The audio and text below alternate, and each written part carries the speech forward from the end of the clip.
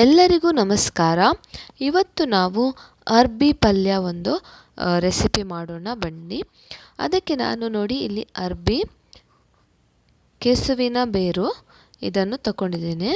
ಇದನ್ನು ನಾವು ಚೆನ್ನಾಗಿ ಇದರ ಸಿಪ್ಪೆ ತೆಗೆದು ಕಟ್ ಮಾಡ್ಕೋಬೇಕು. ಇದರ ಸಿಪ್ಪೆ ನೋಡಿ ತುಂಬ ಸುಲಭವಾಗಿ ಬರ್ತದೆ ತೆಗಿಲಿಕ್ಕೆ. ಮೊದಲು ನಾವು ಇದರ ಸಿಪ್ಪೆಯನ್ನು ಹೀಗೆ ತೆಗೆಯುವ.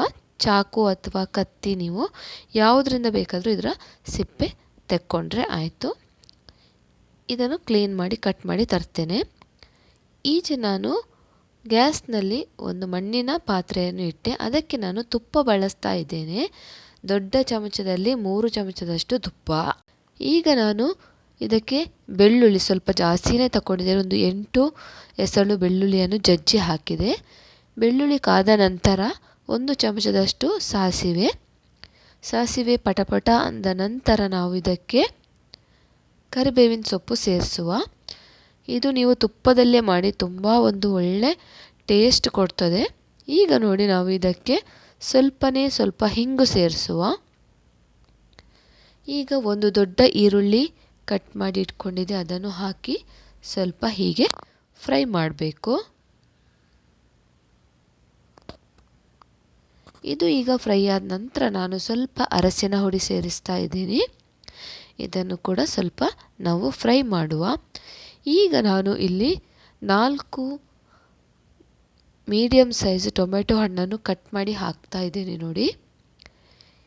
ಇದನ್ನು ಕೂಡ ಸ್ವಲ್ಪ ಹೀಗೆ ಫ್ರೈ ಮಾಡಿಕೊಳ್ಳುವ. ಈಗ ಸ್ವಲ್ಪ ಉಪ್ಪು ಸೇರಿಸ್ತಾ ಇದ್ದೀನಿ. ನಿಮ್ಮ ಅನುಸಾರ ನೀವು ಉಪ್ಪು ಸೇರಿಸ್ಕೊಳ್ಳಿ. ಇದನ್ನು ಕೂಡ ಸ್ವಲ್ಪ ನಾವು ಮುಚ್ಚಳ ಮುಚ್ಚಿ ಬಿಡುವ. ಟೊಮೆಟೊ ಹಣ್ಣು ಸ್ವಲ್ಪ ಬೇಯಲಿ. ಸ್ವಲ್ಪ ಹೊತ್ತಾದ ನಂತರ ನೋಡಿ ಟೊಮೆಟೊ ಈಗ ಬೆಂದಿದೆ. ನೀವು ಇನ್ನೂ ನನ್ನ ಚಾನಲ್ಗೆ ಸಬ್ಸ್ಕ್ರೈಬ್ ಆಗದಿದ್ದರೆ ಪ್ಲೀಸ್ ಸಬ್ಸ್ಕ್ರೈಬ್ ಮಾಡಿ. ಈಗ ನೋಡಿ 1 ಚಮಚದಷ್ಟು ಕೊತ್ತಂಬರಿ ಬೀಜದ ಹುಡಿ. ನಿಮಗೆ ಇಷ್ಟ ಆದರೆ ಲೈಕ್ ಮಾಡಿ, ಕಮೆಂಟ್ ಮೂಲಕ ನಿಮ್ಮ ಅಭಿಪ್ರಾಯವನ್ನು ನಮಗೆ ತಿಳಿಸಿ. ಈಗ ನೋಡಿ ನಾನಿಲ್ಲಿ ಮೆಣಸಿನ ಹುಡಿ ಸೇರಿಸ್ತಾ ಇದ್ದೀನಿ. ಒಂದು 3 ಚಮಚದಷ್ಟು ಮೆಣಸಿನ ಹುಡಿ ಸೇರಿಸ್ತಾ ಇದ್ದೇನೆ, ಮನೆಯಲ್ಲೇ ತಯಾರಿಸಿದ್ದು. ನಿಮಗೆ ಖಾರ ಜಾಸ್ತಿ ಬೇಕಿದ್ರೆ ಜಾಸ್ತಿ ಕೂಡ ಹಾಕ್ಕೋಬಹುದು. ಈಗ ನೋಡಿ ನಾನು 1 ಲೋಟದಷ್ಟು ನೀರನ್ನು ಕೂಡ ಸೇರಿಸ್ತಾ ಇದ್ದೀನಿ. ಇದು ಚೆನ್ನಾಗಿ ನೋಡಿ ಹೀಗೆ ಕಲಸಿ ನಾವು ಟೊಮೆಟೊ ಹಣ್ಣನ್ನು ಹೀಗೆ ನಾವು ಮಿಕ್ಸ್ ಮಾಡಿ ಮುಚ್ಚಳ ಮುಚ್ಚಿ ಒಂದು 5 ನಿಮಿಷ ಬಿಡಬೇಕು. ನೋಡಿ ಈಗ ಇದು ಚೆನ್ನಾಗಿ ಕುದಿ ಬಂದಿದೆ.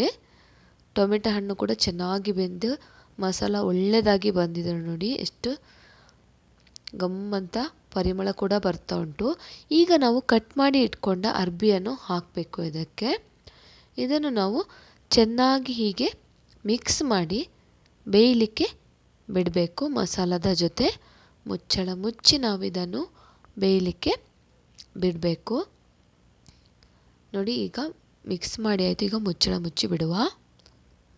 ಇದು ಬೇಗ ಬೇಯ್ತದೆ, ತುಂಬ ಏನು ಟೈಮ್ ತಗೊಳ್ಳಲ್ಲ. ನೋಡಿ ಒಳ್ಳೆ ಕುದಿ ಬರ್ತಾ ಉಂಟು. ಮಧ್ಯದಲ್ಲಿ ಹೀಗೆ ನಾವು ತಿರುತ್ತಾ ಇರಬೇಕು ನೋಡಿ.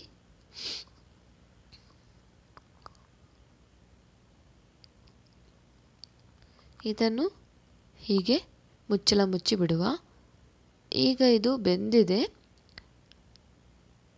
ಒಳ್ಳೆ ಒಂದು ಪರಿಮಳ ಬರ್ತಾ ಉಂಟು. ಹಾಗೆ ಟೇಸ್ಟ್ ಕೂಡ ತುಂಬ ಸೂಪರಾಗಿ ಬರ್ತದೆ.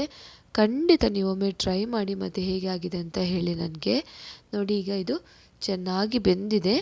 ಇನ್ನು ನಾವು ಗ್ಯಾಸ್ ಬಂದ್ ಮಾಡಿ ಸರ್ವ್ ಮಾಡುವ. ಇಷ್ಟಾದರೆ ಸಾಕು. ನಾವು ಗ್ಯಾಸ್ ಬಂದ್ ಮಾಡಿ ಟೇಸ್ಟ್ ಮಾಡ್ಬೋದು. ಇನ್ನು ನೋಡಿ ಎಷ್ಟು ಚೆನ್ನಾಗಿ ಬಂದಿದೆ. ನಿಮಗೆ ಇಷ್ಟ ಆಯಿತು ಅಂತ ಭಾವಿಸ್ತೀನಿ. ಇಷ್ಟ ಆದರೆ ಆದಷ್ಟು ಜನರಿಗೆ ಶೇರ್ ಮಾಡಿ ಮತ್ತು ಲೈಕ್ ಕೊಡೋದನ್ನು ಮರಿಬೇಡಿ. ನಮ್ಮ ಅರ್ಬಿ ಪಲ್ಯ ರೆಡಿ ಆಯಿತು.